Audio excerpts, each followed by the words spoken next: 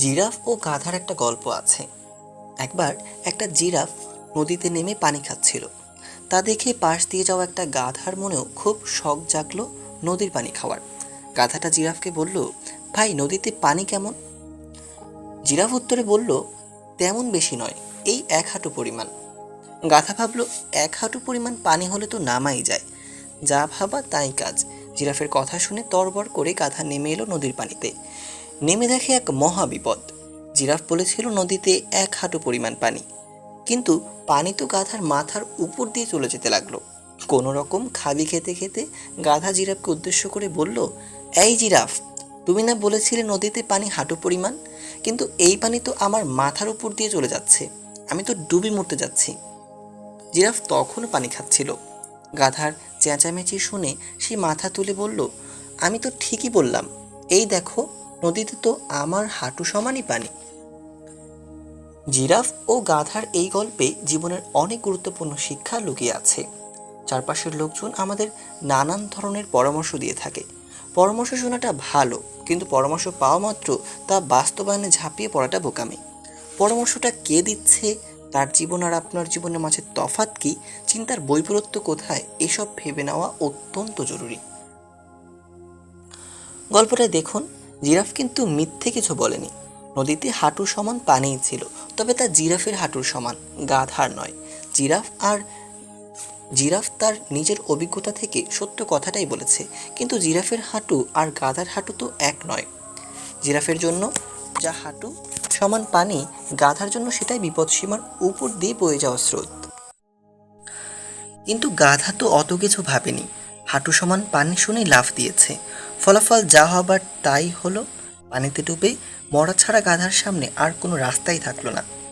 আপনাকে কেউ কেউ পরামর্শ দিয়ে বলতে পারে, সার্টিফিকেটের আদৌ কোনো দাম আছে? এগুলো তো একদলা কাগজ মাত্র। তার চেয়ে বরং পড়াশোনা বাদ দিয়ে স্কিল ডেভেলপমেন্টে সময় দাও। কেউ কেউ আপনাকে বলবে, এভাবে 9টা থেকে 5টা অন্যের চাকরি করে লাভ কি? তার চেয়ে বরং ব্যবসা করো। নিজের মতো করে বলার একটা গল্প তৈরি করো।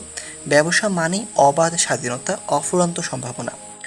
পরামর্শগুলো অবশ্যই খারাপ নয়। কারো কারো জীবনে সত্যি সত্যি হয়তো এসব পরামর্শ কাজে লেগেছে, কিন্তু সবার জীবনে এগুলো সমানভাবে কাজে লাগবে তা কিন্তু নয়। যে লোক আপনাকে সার্টিফিকেট ছিঁড়ে ফেলতে বলে, তার জীবন আর আপনার জীবন আদৌ এক কিনা তা অবশ্যই যাচাই করে নেওয়া দরকার। হতে পারে সার্টিফিকেট না হলেও তার জীবন দিব্যি চলে যাবে, বাবার ব্যবসাপাতি দেখে কিংবা সম্পত্তি পাহারা দিয়ে। কিন্তু আপনার বাবার সেরকম অবস্থা আছে কি না, যেখানে সার্টিফিকেট না থাকলেও অন্তত তেমন চিন্তায় পড়তে হবে না আপনাকে। চাকরির তুলনায় ব্যবসা হাজার গুণে ভালো, কারো কোনো দ্বিমত নেই এতে। কিন্তু ব্যবসাতে নামলেই যে আপনি সফল হয়ে যাবেন, তার কি গ্যারান্টি? যে আপনাকে চাকরি ছেড়ে ব্যবসায় নামার পরামর্শ দিচ্ছেন, তার হয়তো ব্যাংকে এক গাদা টাকা মজুদ আছে, তার হয়তো অঢেল সহায় সম্পত্তি রয়েছে। চাকরি ছেড়ে ব্যবসায় নেমে 8-10 বার ক্ষতির মুখোমুখি হয়েও কোমর সোজা করে দাঁড়ানোর সক্ষমতা তার যথেষ্টই আছে। কিন্তু সেরকম অবস্থা আছে কি আপনার? কেউ কেউ এসে আপনাকে বলতে পারে, অমুক দেশে চলে যান, থেকে আরাম, পরে আরাম। পরামর্শ তো খারাপ নয়, কিন্তু সেই দেশে উনি থেকে আর পরে আরামে আছেন কারণ সেখানে তার ভালো ব্যবসা বা চাকরি আছে বলেই, অথবা দেশে তার ভালো উপার্জনের মাধ্যম বিদ্যমান আছে, সেখান থেকে প্রতি মাসে তার অ্যাকাউন্টে টাকা জমা হয়। তার ভালো থাকা আর ভালো পড়া দেখে লোভাতুর হয়ে যদি আপনি সেখানে পাড়ি জমান, আপনার অবস্থা যে গল্পের বই সেই গাধার মতো হয়ে যাবে না, তার নিশ্চয়তা কোথায়? সুতরাং পরামর্শ করে জীবন পরিচালনা করা অবশ্যই ভালো, কিন্তু সকল পরামর্শকে নিজের অবস্থান, সামর্থ্য আর শক্তি অনুযায়ী চিন্তা করে গ্রহণ করাই হলো বুদ্ধিমানের কাজ। আদম আলাইসাল্লাম এবং হাওয়া আলাইসাল্লাম জান্নাতে আছে, এই ব্যাপারটা ইবলিসের জন্য ছিল খুবই অস্বস্তির। আদম আর আদম তার চিরশত্রু। আদমের কাছে হেরেই তাকে অভিশপ্ত হতে হয়েছিল একদিন। সেই চিরশত্রুকে চিরসুখের উদ্যানে চিরস্থায়ীভাবে থাকতে দেখাটা অসুবিধার বই কি। ইবলিস পরিকল্পনা করতে লাগলো, ছলে বলে কৌশলে যে করেই হোক আদম আর হাওয়া দুজনকেই জান্নাত থেকে তাড়াতে হবে। কিন্তু কোন উপায়?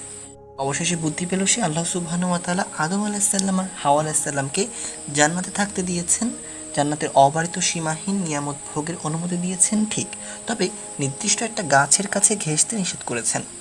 ইবলিস এই তথ্য জানলো, ফলে সেটাকেই সে কৌশল হিসেবে কাজে লাগালো। ছদ্মবেশ ধরে এসে সে আদম আর হাওয়া আলাইসাল্লামকে ফুসলাতে লাগলো।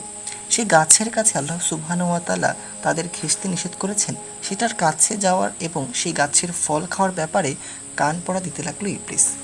এই কান পড়া দেওয়ার সময় ইবলিস আদম আলাইসাল্লাম আর হাওয়া আলাইসাল্লামকে কি বলেছিলেন জানেন? সে বলেছিল, নিশ্চয়ই আমি তোমাদের সত্যিকারের শুভাকাঙ্ক্ষী। ইবলিস বলছে সে আদম আলাহিসাল্লাম আর হাওয়া আলাহিসাল্লাম এর সত্যিকার শুভাকাঙ্ক্ষী, মিছিমিছি নয়। ভাবুন তো দৃশ্যটা একবার। আদম আলাহিসাল্লাম আর হাওয়া আলাহিসাল্লামের জন্য ইবলিসের কল্যাণকামিতার ফলাফল তো আমাদের জানাই আছে। ইবলিসের প্রয়োজনে আদম আর হাওয়া দুজনেই আল্লাহর নিয়ামতে ঘেরা জান্নাত থেকে বিচ্যুত হয়ে পড়েন। চিরসুখের উদ্যান জান্নাত ছেড়ে তাদের চলে আসতে হয় পৃথিবীতে এবং দুজনকে সম্পূর্ণ পৃথক জায়গায় নামিয়ে দেওয়া হয়। বহু বছরের চেষ্টা সাধনা, বহু পথ মারিয়ে এবং আল্লাহর দরবারে নিজেদের ভুলের জন্য একনিষ্ঠভাবে বহু বছর ক্ষমা প্রার্থনার পরে আল্লাহ সুবহানাহু ওয়া তাআলার দয়াপরশ হয়ে তাদেরকে ক্ষমা করেন এবং পুনরায় মিলিত করেন। আদম আলাইহিসসালাম জান্নাতে আছেন, সুখ আর স্বাচ্ছন্দ্যে ভরে আছে তার জীবন। আল্লাহ সুবহানাহু ওয়া তাআলার ভালোবাসার আর দয়া সর্বদা তাকে পরিবেষ্টন করে আছে। এই ব্যাপারগুলো মেনে নেওয়া ইবলিসের জন্য অসম্ভব ছিল। চিরশত্রুকে সুখের জীবন অতিবাহিত করতে দেখে যাতনার বই কি।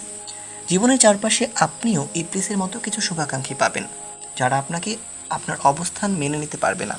আপনার উন্নতি, আপনার সুখ সমৃদ্ধি, আপনার অর্জন এসবের কোনো কিছুই তারা সহ্য করতে পারবে না। কিন্তু তারা যে সহ্য করতে পারছে না সেটা কখনোই মুখ ফুটে স্বীকার করবে না। ইবলিস যেমন আদম আলাহিসাল্লামের কাছে এসে কান পড়া দিয়ে বলেছিল, আমি তো তোমার সত্যিকারের শুভাকাঙ্ক্ষী। এই মানুষগুলো আপনার অর্জনকে বাধাগ্রস্ত করতে, আপনাকে আপনার গন্তব্য থেকে পিছু হটাতে নানান পরামর্শ দিয়ে হাজির হবে। তারাও বলবে, ভাই আপনার কল্যাণের জন্যই কিন্তু বলছি। যদিও মুখে বলে সে আপনার কল্যাণকামী, কিন্তু তাদের অন্তরে আছে হিংসের দগদগে এক ঘা। আপনার অবস্থান তাদের পীড়া দেয়, আপনার সুখ তাদের অন্তরের সুখকে ভস্মীভূত করে ফেলে।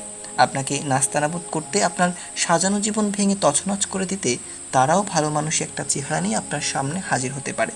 নানান সৌজন্য মার্কা কথায় বিভ্রান্ত করতে পারে আপনাকে, যেভাবে ইবলিস চক্রান্ত করেছিল আদম আলাইসাল্লাম আর হাওয়া আলাইসাল্লামের বিরুদ্ধে। এখন কারা আসলে সত্যিকারের কল্যাণকামিতা নিয়ে আসে আর কারা ইবলিসের মতো শুভাকাঙ্ক্ষী সেজে আসে, সেটা বুঝতে পারাটাই হলো ম্যাচুরিটি।